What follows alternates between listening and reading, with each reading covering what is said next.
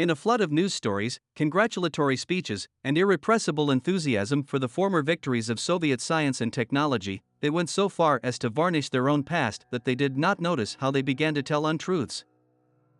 For example, about the fact that the first nuclear icebreaker created in the Soviet Union was not just the first of its kind with its inherent flaws and problems but an original genius creation of designers, engineers, and shipbuilders. And that because of this it worked for 30 years in the Arctic, without any breakdowns. If only so. In different years, in different places, the circumstances of the top-secret operation which the firstborn of the atomic icebreaker fleet underwent in the autumn of 1967 were reconstructed bit by bit. 10 years after the launch and after 3 or 4, only. Arctic navigations, the icebreaker Lenin's nuclear power plant, which initially consisted of 3 reactors, was in such a depressing state that the same designers, engineers and scientists, brought in for consultations, did not invent anything better than to get rid of it by free discharge through the bottom. According to Y.L. Bordachenko, a senior researcher of the IPTRAS, one of the most severe accidents on the nuclear icebreaker Lenin took place in February 1965 during the preparation of the icebreaker for navigation. As a result of erroneous actions by the personnel, the core of reactor number 2 was damaged and had to be unloaded. By the end of the navigation, the same reactor was leaking coolant. And the leak in the primary circuit turned out to be in the non-sealable section of the pipeline. Another circumstance that predetermined the fate of the firstborn nuclear icebreaker and its energy heart was the fact that since the icebreaker Lenin was put into operation, considerable experience in designing and operating offshore nuclear power plants and onshore nuclear power plants had been accumulated. Taking these circumstances into account, the USSR Council of Ministers, upon recommendation of the Ministry of Railroads, the Ministry of Shipping Industry and Navy, decided to fully replace the OK-150 nuclear power plant with the OK-900 plan, whose technical design had been developed for the new Project 1052, Arktika-type line icebreakers. The main idea of the project was to set up a nuclear reactor on the basis of the first reactor of the Arktika-class atomic icebreaker, which was to be built by the end of the Cold War. Therefore, another way was chosen. The weight of the unloaded equipment was 3,700 tons, the dimensions were 22.5 by 13 by 12 meters. Preliminary dismantling work on the hull and the bottom of the ship continued from September 8 to 19, 1967. In this case, the icebreaker was above the reactor compartment dumping ground. Document from the logbook of the Lenin Point 19 September 1967. Ship's engineer Comrade Titov inspected the quality of the cut of the bulkheads. Requested to report that the quality of the bulkhead cut is good. 1935, the holes in the tilting tanks are welded, the work is checked and accepted by the chief mate of the captain.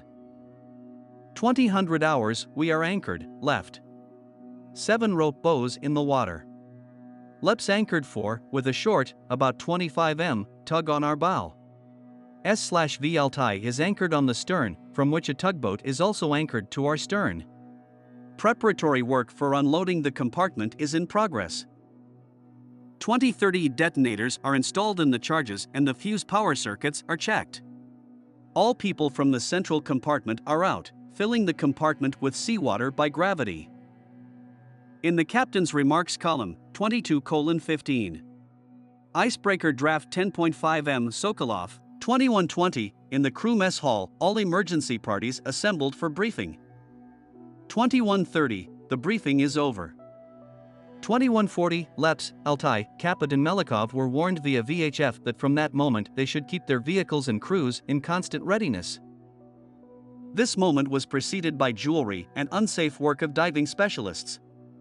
Using special equipment, within 2 days they made a 60 m long cut on the bottom of the icebreaker under the reactors.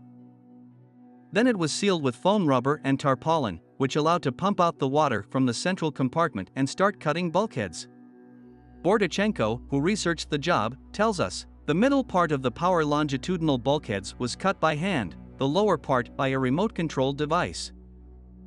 The cutting of the lower part of the power bulkhead was the most responsible moment before the explosion of the charges, because the compartment was held in the hull by the upper sections of the 4 bulkheads, each about 2.3 meters high, designed for detonation by shaped charges. If there were internal cracks in at least one of the bulkheads, its strength could have been broken, and the compartment, weighing 3,700 tons, would have buckled in the icebreaker's hull due to warping. Therefore, upper and lower stops were installed to prevent the compartment from tilting, and a special release device was installed to guide the compartment as it exited the hull. At the time the cumulative charges were detonated, the only people left on the icebreaker were the salvage parties and the commission that led the unloading of the compartment. Document from the logbook of the Lenin.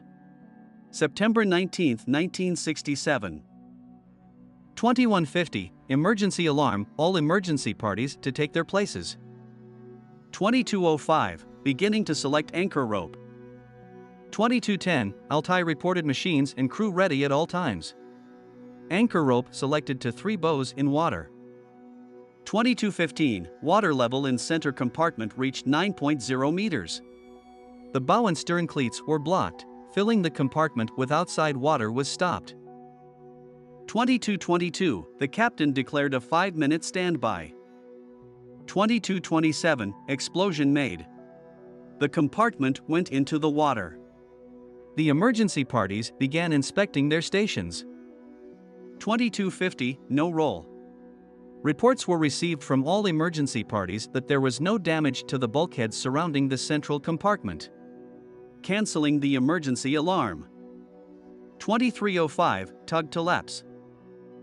2315, left anchor selected, Altai gave a slow turn, taking the icebreaker astern of the central compartment unloading point. 2400 hours, during the sailing time the tug passed for kbts. I handed over the watch to the second mate of the Captain Zakharov. According to participants in that operation, after the charges were detonated and the reactor compartments separated, the icebreaker surfaced, reducing the draft by about 2 to 2.5 meters. This confirmed the preliminary calculations carried out in the basin of the Krylov Research Institute in Leningrad, using 150 scale models.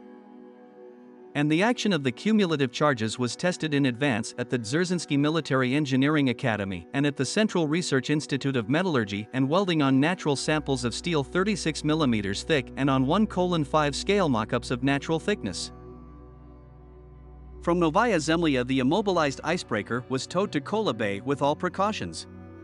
On September 26, 1967, Lenin arrived to the port, and on October 5 it was docked at SRZ-35 in Roslyakovo settlement. By the middle of November the icebreaker's bottom was restored, and a few days later the installation of the icebreaker's outboard reinforcement was finished already according to the new project. A few days later it was ready for the sea crossing and was safely towed through the Barents Sea to the White Sea to the ship repair yard Zvezdaka in Sievierodvinsk. There it was put at the wharf for the installation of the new OK-900 reactor plant and its supporting systems. In 2 years, by April 1970, the modernization work was mostly completed. In order to fit the new power plant into the existing hull, instead of the former 3 there were now 2 reactors. 204 of the icebreaker's 675 rooms had to be redesigned. In the course of this work, 6,200 pieces of new equipment were installed, of which over 30 were head units. In other words, they were installed for the first time. The design of the modernized nuclear-powered icebreaker Lenin was assigned number 92M.